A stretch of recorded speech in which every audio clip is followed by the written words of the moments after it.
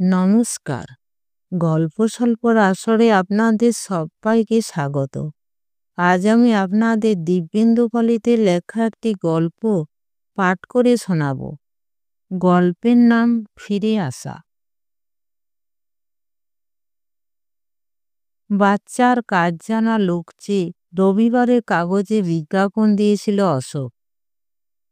মাঝবয়সী, নির্ঝঞ্ঝাট, অভিজ্ঞ এবং মহিলা হলেই ভালো।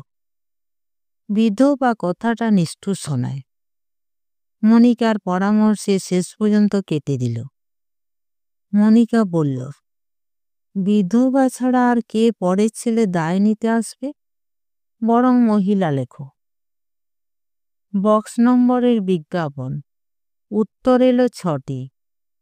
6জনেরই কমন কোয়ালিফিকেশন একটি, মহিলা। কারোর বয়স সম্পর্কে নিশ্চিন্ত হওয়া গেল না। সকলে অভিজ্ঞ, তবে কতখানি তা কাজ না করলে বোঝা যাবে না। আর নির্ঝঞ্ঝাট কিনা দরখাস্তকারিণীরা প্রত্যেকেই ওই প্রশ্নটা এড়িয়ে গেছে। অশোক এবং মনিকা দুজনেই হতাশ হল। এদের মধ্যে এমন কেউই নেই যাকে চোখ বুজে নেওয়া যায়, যাকে নিলে কাজ হবে। অশোক আরও ক্ষুব্ধ হল, কারণ কাগজে বিজ্ঞাপন দেবার ভাবনাটা তারই মাথায় এসেছিল প্রথমে, এবং এর জন্যে তাকে কড়কড়ে 25টা টাকা খরচ করতে হয়েছে। মনিকার ওপর ব্যাপারটা ছেড়ে দিয়ে ও অফিস করতে ছুটল। মনিকার মেজাজ খিচড়ে থাকল। আজ নিয়ে 13 দিন হলো সে অফিস কামাই করছে। এতদিন যে মহিলাটি বিল্টু দেখাশোনা করত এবং ওরা অফিসে গেলে ছেলে আগলাতো, আসছি বলে সে একদিন চলে গেল এবং কোনো অজ্ঞাত কারণে আর ফিরল না। তখন থেকে মনিকার অফিসে যাওয়া বন্ধ। হুট করে 300 টাকার চাকরি ছেড়ে দেওয়া সহজ নয়। সংসারের দিক থেকে ভাবলে উচিত নয়। একে তাকে বলে লোক জোগাড় করতে না পেরে অবশেষে বিজ্ঞাপন দিয়েছিল কাগজে। তার ফলও তো এই। দুপুরে বিল্টুকে ঘুম পাড়িয়ে মনিকা আবার দরখাস্তের তাড়া নিয়ে বসল। ছাই ঘাঁটতে ঘাঁটতে হঠাৎ আগুনে ছেঁকা লাগলো হাতে। বিশেষ দরখাস্তটা সে কয়েকবারই পড়ল এবং সবিষয়ে লক্ষ্য করল 6 জনের মধ্যে একমাত্র একজনই নিজেকে সুস্পষ্ট বিধবা বলে পরিচয় দিয়েছে। বয়স লিখেছে 35। লিখেছে ফি শনিবার ছুটি পেলে ভালো হয়। একটি 8 বছরের ছেলে আছে, থাকে ভাইয়ের বাড়িতে। লিখেছে স্বাস্থ্য ভালো, শুধু বাচ্চার কাজ কেন, প্রয়োজনে রান্নাবান্না করে দিতে পারে। মনিকা উঠে বসল। সকালে চিঠির তাড়াটা ছিল অশোকের হাতে। যার যা বিবরণ ওই পড়ে শোনাচ্ছিল। মনে হচ্ছে ঝোঁকের মাথায় এই দরখাস্তটা বাদই দিয়ে গেছে অশোক। আপাতত অশোককে বাদ দিয়ে মনস্থির করে ফেলল মনিকা, এই মহিলাটিকে এসে দেখা করতে লিখবে। ভাবার সঙ্গে সঙ্গে কাগজ বের করে দেখা করতে লিখল মনিকা। পত্রপাঠ খামে ভরে ঠিকানা লিখে রাস্তার ধারে জানালার কাছে গিয়ে দাঁড়ালো। একটু এগিয়ে ডান দিক ঘেঁষে তৃপ্তি কেবিনে ছেলে ছোকরারা বসে আড্ডা দেয় বেলা পর্যন্ত। অশোক ও মনিকা ওদের দাদা বৌদি। ওদের কারোর হাত দিয়ে চিঠিটা অবিলম্বে ডাকে ফেলাতে চাইল মনিকা। কেউ না কেউ এদিকে তাকাবি এবং মনিকা ইশারা করলেই ছুটে আসবে। আসবি তো আয়, একসঙ্গে 4 জন। মাথায় বড় ছেলেটা, বিপ্লব নাকি নাম, জানলা পর্যন্ত এগিয়ে এসে বলল, কি বৌদি, এখনো লোক পাননি বুঝি? মনিকা হাসলো আলতো করে। পেলে কি আর বাড়িতে বসে থাকি? এই তো লোকের জন্যে চিঠি লিখছি। চিঠিটা ডাক বাক্সে ফেলে দেবে? হ্যাঁ, দিন না। মনিকার হাত থেকে খামটা নিয়ে চোখ বুলালো বিপ্লব। শরৎ বলা দাসী। এই নাকি কাজ করবে? মনিকা বলল, হ্যাঁ, যা নাম বাবা, টিকলে হয়। বিকেলে অশোক ফিরলে মনিকা তার নির্বাচন ও চিঠি লেখা সবিস্তারে বর্ণনা করল। তাকে সপ্রতিভ ও খুশি খুশি দেখালো, যেন ইতিমধ্যে সমস্যা সমাধান হয়ে গেছে। অশোক বলল, স্বাস্থ্য ভালো হলে আর খারাপটা কি? বয়সটা তো দেখছি আইডিয়াল। তোমার তো খালি ওই দিকেই নজর। মনিকা বলল। তারপর সারাক্ষণ চিঠির জবাবে মহিলাটিকে আশা করতে লাগলো। পরের দিন শনিবার বেলা ৩টের কিছু পরে অশোক সদ্য অফিস থেকে ফিরেছে। দরজায় শব্দ হলো। মনিকা চায়ের জল চাপাতে গিয়েছিল। সেখান থেকে চেঁচিয়ে বলল, দেখো তো কে। দরজা খুলে অশোক দেখল দরজা থেকে বেশ কিছু দূরত্বে একজন মহিলা দাঁড়িয়ে।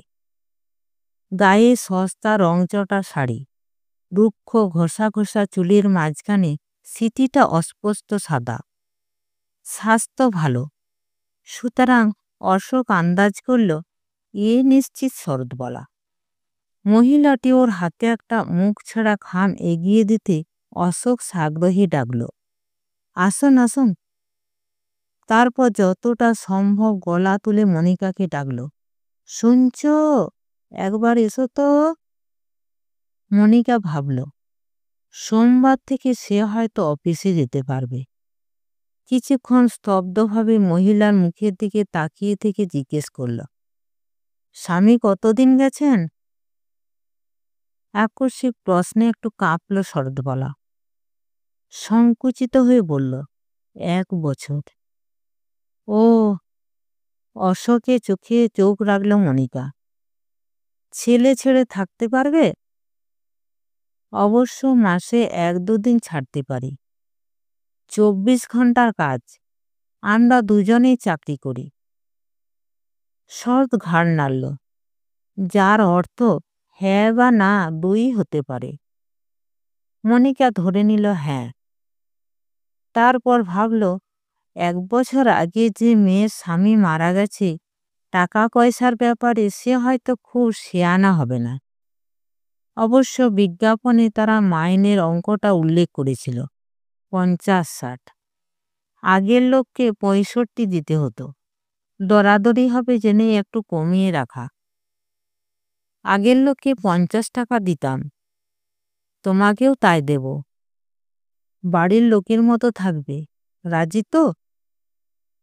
শরৎবালা চোখ তুলল, একবার মনিকাকে দেখল, তারপর অশোকের দিকে তাকাতে না তাকাতেই চোখ নিচু করল। অশোক বুঝল বিজ্ঞাপনটা ও নিশ্চয় খুঁটিয়ে পড়েছে এবং ধরেই নিয়েছে 60 পাবে। মনিকার চোখে তাকিয়ে অনুমোদন খুঁজল অশোক। ব্যাপারটা তাড়াতাড়ি মীমাংসা হওয়া দরকার। ঠিক আছে, 55 দেব এখন। অশোক বলল, কাজ শুরু করো, পারলে আরো 5 টাকা বাড়িয়ে দেব। মনিকা জিজ্ঞাসা করল, কবে থেকে আসতে পারবে?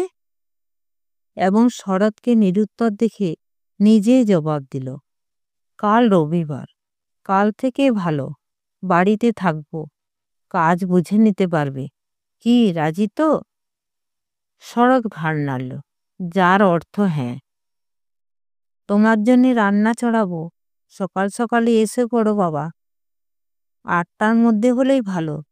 কাপড় চোপড় যা আছে নিয়ে এসো, বিছানা আনতে হবে না, আগের লোকেরটার আছে, রোদে দিয়ে দিও। শরৎ বলল, আচ্ছা, বলে ছোট্ট একটা নমস্কার করে চলে যাচ্ছিল। অশোকের গলা শুনে দাঁড়ালো, বিলটুকে একবার দেখিয়ে নিলে হতো না, পছন্দ কিনা? মনিকা বলল, ঘুমোচ্ছে ঘুমো, কালই দেখবে, তুমি এসো।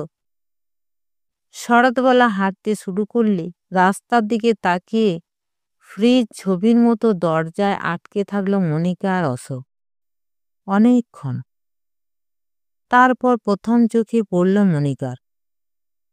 তৃপ্তি কেবিনের সামনে দাঁড়িয়েছিল ওরা। শরৎবালা চোখের বাইরে যেতে আস্তে আস্তে এগিয়ে আসতে লাগলো। মনিকা ভাবল অশোককে টেনে নিয়ে দরজাটা বন্ধ করে দেবে, কিন্তু তার আগেই কাল যে চিঠি ফেলেছিল, বিপ্লব নাকি নাম যেন, তার সঙ্গে চোখাচোখি হলো। মনিকা আর সাহস পেল না। কাছে এসে কিছুটা দূরত্ব রেখে ওরা ত্রিভুজ হয়ে দাঁড়ালো। শীর্ষবিন্দু বিপ্লব। বলল, এই নাকি শরৎবালা? কি বৌদি, রাজি হলো? মনিকা হাসল। হলো তো, তাহলে আমাদের চা খাওয়ান। বিপ্লব বলল, কিরকম পয়া দেখেছেন আমার হাত? 24 ঘন্টার মধ্যে লোক এসে গেল। অশোক বলল, তোমরা ভেতরে এসো না, চা খেয়ে যাবে। না, বৌদি চা করে ডাকবেন, আমরা আছি, বলে বিপ্লব রোয়াকের উপর বসল। দেখা দেখে অন্য দুজনেও। মনিকা ততক্ষণে ভেতরে গেছে। অশোক দরজাটা ভেজিয়ে দিল। ছিটকিনিটা কি ভেবে আর তুলল না। তারপর 2 পাল্লার মাঝখানে একটু ফাঁক রেখে মনিকার খোঁজে ভেতরে গেল। তখনকার মতো শরৎবালার কথাটা দুজনের কারোরই আর মনে থাকল না। সোমবার অফিসে যেতে পারল না মনিকা, মঙ্গলবারও না। শরতের সঙ্গে মিস খেতে সময় নিচ্ছিল বিল্টু। বুধবার অফিসে না গেলেও দুপুরে বিল্টু ঘুমুলে ইচ্ছে করে এসে বেরোল। ট্রামে চড়ে নিউ মার্কেট ঘুরে সন্ধে নাগাদ বাড়ি ফিরে দেখল বিল্টু শরতের কোলে চড়ে দিব্যি বাড়ির সামনে ঘুরছে। মনিকা খুশি হলো এবং ভাবল তাতে নির্বাচন ভুল হয়নি। ফলে একটু দেরি করে হলেও বৃহস্পতিবার অফিসে যেতে পারল। ফিরে এসে দেখল বিল্টু শরতের কাছে ভালোই থাকছে। খুশি হয়ে শরৎকে সে ছুটি দিল শনিবার। রবিবার সকালে শরৎ ফিরে এলো। নিশ্চিন্ত হয়ে নাইট শোয়ে অশোক ও মনিকা সিনেমা দেখতে গেল। অনেক অনেক দিন পরে, এবং পরের হপ্তার শরৎ যে এ বাড়িতে নতুন লোক তা ভাবতে ভুলে গেল। মঙ্গলবার রাত্রে খাবার গরম করতে গিয়ে মনিকা একটু অবাক হলো। 6 টুকরো মাছ থাকার কথা, আছে মাত্র 4 টুকরো। আর মাছ কোথায় গেল শরৎ? শরৎ বলল, আমি তো জানি না বৌদি, বেড়ালে খায়নি তো। বেড়ালে খাবে কেন? মনিকা বলল, মিটশেপে তুলে রেখেছিলাম, বেড়াল কি আর মিটশেপ খুলবে? শরৎ জবাব দিল না। বিল্টু দুধ গরম করছিল, মাথা তুলল না। অশোক ততক্ষণে খেতে বসেছে। ছেলেকে দুধ খাইয়ে ফিরে এসে শরৎ বলল, আমারই ভুল হয়ে থাকবে বৌদি, দুপুরে দুধ বের করে মিটশেপ লাগাতে ভুলে গিয়েছিলাম, হয়তো সে সময়ে। মনিকা বলল, ঠিক আছে যাও। অশোক খাচ্ছিল চুপচাপ। শরৎ চড়ে যাবার পর বলল, লোকটি ভালো। হঠাৎ দেখলে না কেমন দোষ স্বীকার করল। মনিকা মাছ ভালোবাসে। বিধবা হলেও শরৎ মাছ মাংস খায়, আগের লোকও খেত। অসুবিধে হলো বেড়ালে মাছ খেয়েছে বলে শরৎকে সে বাদ দিতে পারছে না। হিসেব মতো অশোকের ভাগে 3টে, তার ভাগে 2টো, এবং শরতের জন্য একটা মাছ থাকার কথা। আপাতত অশোককে 2 টুকরো দিয়ে সে নিজে 1 টুকরো নিল। বাকিটা শরৎ খাবে। লোকজনের কাছে ছোট হতে খারাপ লাগে। অশোকের কথাটা তাই সে হজম করতে পারল না। বলল, রোজ রোজ বেড়ালে মাছ নিয়ে গেলেই তো হয়েছে, ওসব বাজে কথা। আমার মনে হয় ও নিজেই খেয়েছে। আস্তে। অশোক থতমত খেয়ে বলল, কানে যাবে। মনিকা আর কথা বাড়াল না, কিন্তু ক্ষোভটা থেকে গেল মনে। দিন 3 পরে অফিস ফেরত বাস থেকে নামছে। সুলতার সঙ্গে দেখা হলো। সামনাসামনি বাড়িতে থাকে। মাস 6 আগে বিয়ে হয়েছে। এরই মধ্যে বাপের বাড়ি চলে এসেছে ছেলে হবার জন্য। পাড়ার মেয়েরা এই নিয়ে হাসাহাসি করেছিল এবং বলেছিল বিয়ের আগে সুলতার হয়েছিল। তাড়াতাড়ি বিয়েটা হয়ে যাওয়াতে এখন সে ওই ভরভরাট পেট নিয়ে ঘুরতে পারছে। মনিকা এড়িয়ে যাবার চেষ্টা করেছিল, তার আগেই সুলতা তার সঙ্গ ধরে ফেলল। লোক পেয়ে গেছেন তাহলে? পেয়েছি। ছেলেও তো বেশ পছন্দ করেছে দেখছি। সুলতা হাঁটছে আস্তে আস্তে। অনিচ্ছা সত্ত্বেও মনিকা নিজেকে আস্তে করে নিল এবং ওর কথার জবাব না দিয়ে পরবর্তী কথার অপেক্ষা করতে লাগল। আজকাল অনেক বিধবা রঙিন শাড়ি পরে। মা বলছিল বিধবা হতেই পারে না। কাল ডেকেছিলাম, দেখলাম স্মৃতিতে সিঁদুর নেই। তুমি হয়তো জানো না, ও মাছও খায়। ও মা, তাই নাকি? হ্যাঁ, ডেকে জিজ্ঞেস করো না আবার। মনিকা একটু ঝাঁঝ মেশালো। গরিব মানুষের অনেক জিনিসই তো আমাদের আগে ভাগে চোখে পড়ে। সুলতা সম্ভবত ওর কথাটার অর্থ পুরোপুরি ধরতে পারল না। বলল, স্বভাব চরিত্র ভালো হলেই হলো। মাছ টাছ খেলে আর কি হয়েছে? কাল দেখলাম দুপুরে একটা লোক এসেছিল। কোথায়?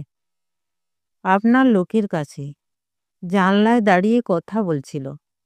দুপুরে আপনার বাচ্চা কি করে? ঘুমায়? মনিকা কথাটার জবাব দিল না। সুলতা বলল, আমরা ম্যাটিনি শোয়ে সিনেমা দেখতে যাচ্ছিলাম, তখনই চোখে পড়ল। তা হতে পারে। কে আসবে বলেছিল যেন আমাকে। এইখান থেকে দুজনের বাড়ির দূরত্বই সমান। স্বস্তিতে একটা নিঃশ্বাস ফেলল মনিকা। সুলতার গায়ে পড়া আলাপের কারণ বুঝতে পারছে। ভেবেছিল চেপে যাবে, কে না কে এসেছে তা নিয়ে ঝড় তুলে লাভ নেই। তাছাড়া কথাটা বানানোও হতে পারে। যদি তাই হয় তাহলে মিথ্যে কথার ওপর বচসা করে ফল খারাপ হবে। শরৎ যদি ক্ষুব্ধ হয়ে চলে যায় তাতে তাদেরই অসুবিধে।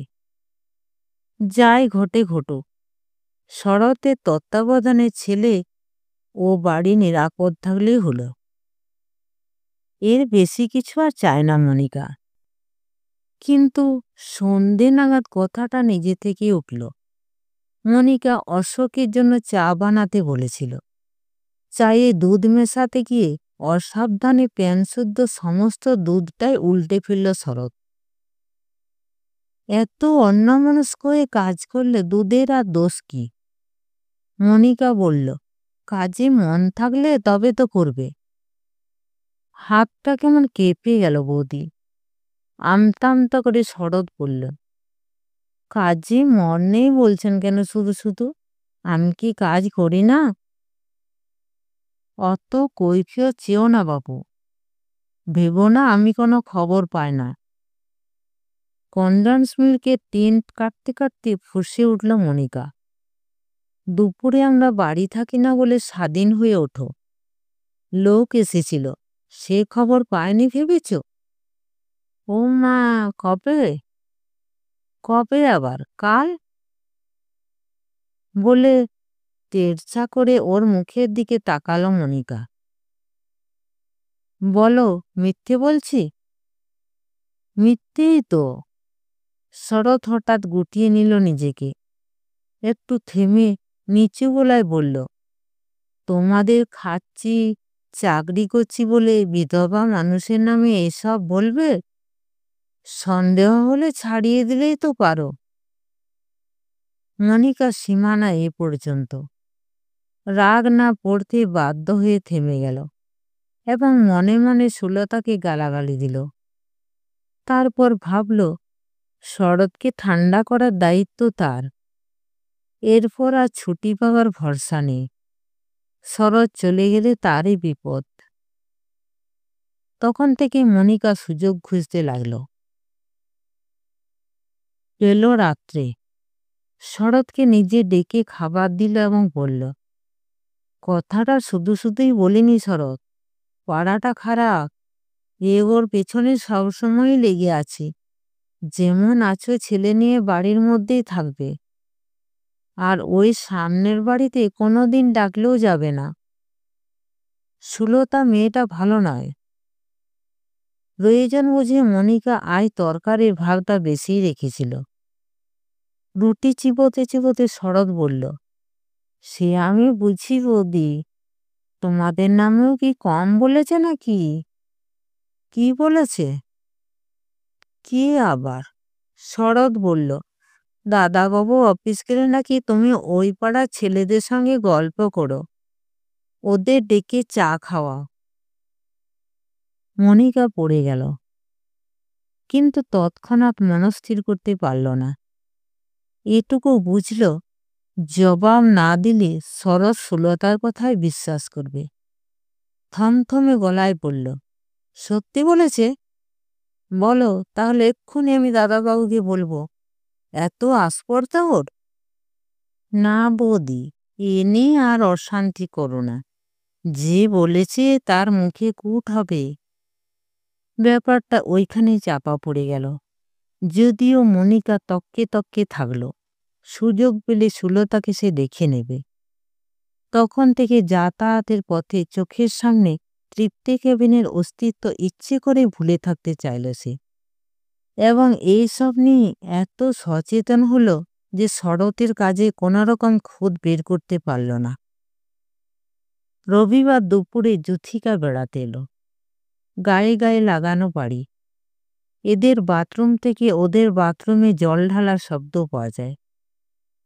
এ পাড়ায় মনিকার বন্ধু বলতে যুথিকা।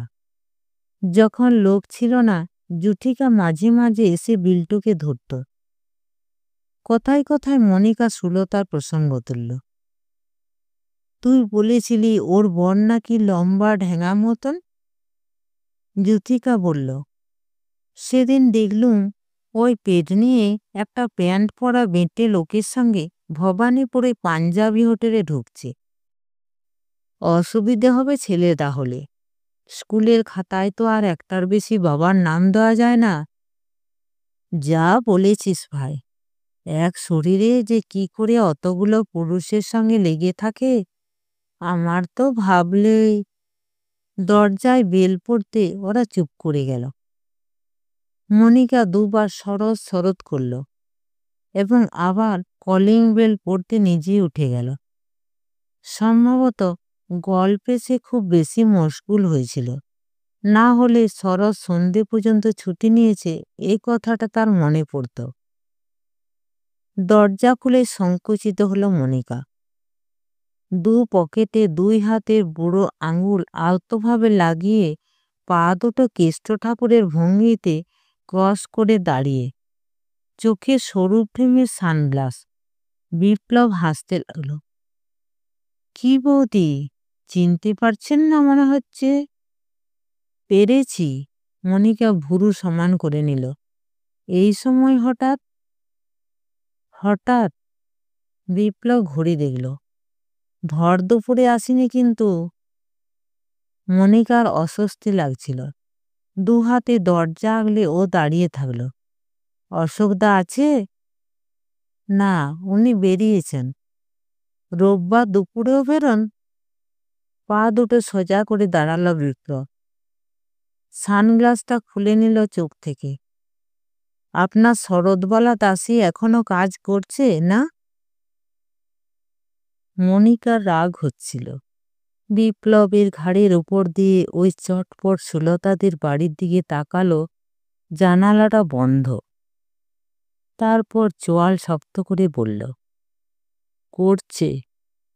ও কি? অশোকদাকে বলবেন, একটু কথা ছিল। তৃপ্তি কেবিন চেনেন তো? আমি ওখানে থাকব। রুমাল বের করে ঘাড় গলা মুছল বিপ্লব।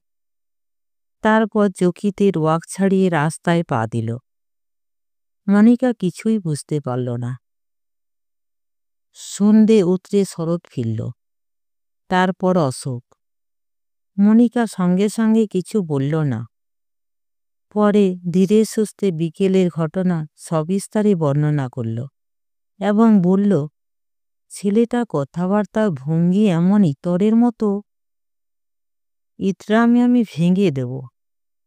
অশোক থেমে বলল, কি দরকার কিছু বলল? না। তুমি কি দেখবে একবার? দেখব, কিন্তু এভাবে। অশোক গেল এবং কিছুক্ষণের মধ্যে ফিরে এলো। কথাবার্তা বলল না কোনো। থমথমে মুখ দেখে মনিকা অনুমান করল অশোক অপমানে জ্বলছে, এবং অপমানের কারণ তৃপ্তি কেবিনের ওই ছোকরারা। হঠাৎ অশোককে কেন ওরা ডেকে পাঠিয়েছিল বোধগম্য হল না মনিকার। ফলে সে অসহায় বোধ করল। তার চোখ মুখ তেতে উঠল এবং যত তাড়াতাড়ি পারে হেঁসেলের পাট চুকোতে ব্যস্ত হয়ে পড়ল। শরৎ কোথায়? মনিকা সবার ঘরে ঢুকতে জিজ্ঞেস করল অশোক। শুয়েছে।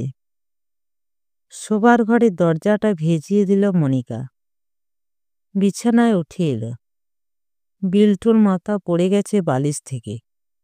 বালিশটা জায়গা মতো সরিয়ে দিয়ে ব্লাউজের বোতাম খুলতে খুলতে জিজ্ঞেস করল, ওরা কি বলল? কি আর?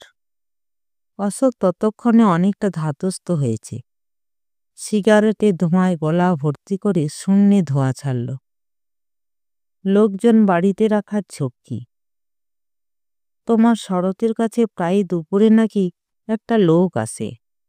দরজা খুলে তাকে বাড়িতে ঢোকানো হয়। ওরা বলেছে শরৎ বেশ্যা, পাড়ার ভিতর এসব চলবে না। শরৎকে যেন আমরা তাড়িয়ে দিই। দ্বিতীয় বোতামে এসে হাত আটকে গিয়েছিল মনিকার। অশোকের কথা শেষ হলে ও পরপর সবকটা বোতাম খুলে ফেলল। তুমি কি বললে? যা বলার বলেছি। এটা আমাদের ফ্যামিলির ব্যাপার। ওদের নাক গলানোর কিছু নেই। কাকে রাখবো না রাখবো সেটা আমরা বুঝব। ধমক দিতে চুপ করে গেল। বলল, ঠিক আছে, ওদের যা করার করবে। কি করবে? কি আবার করবে? খেয়ে দিয়ে কাজ নেই, একটু মস্তানি করে নিল। ভেবেছিল আমি হাত জোড় করব। আলো নিভিয়ে অশোকের গায়ে গায়ে সরে এলো মনিকা। অন্ধকারে তাকিয়ে ও এখন অনেকগুলো মুখ দেখতে পাচ্ছে। সুলতা ও বিপ্লব ও অন্যান্যদের মধ্যে থেকে সে কাউকে আলাদা করে বাঁচতে পারল না।